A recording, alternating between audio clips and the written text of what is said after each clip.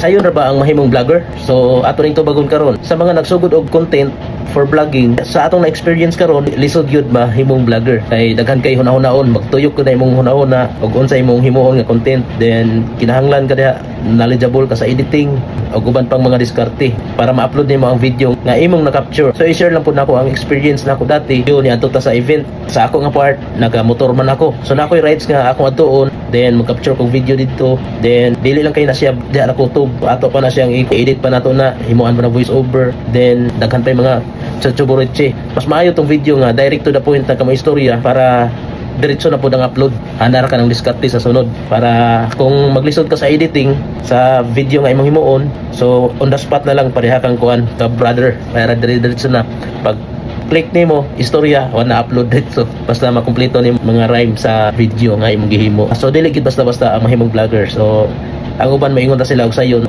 akong ginaingon lisod.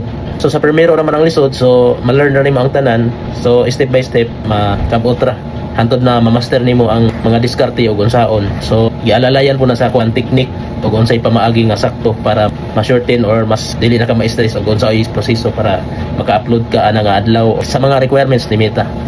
So mao ra to, daghang salamat.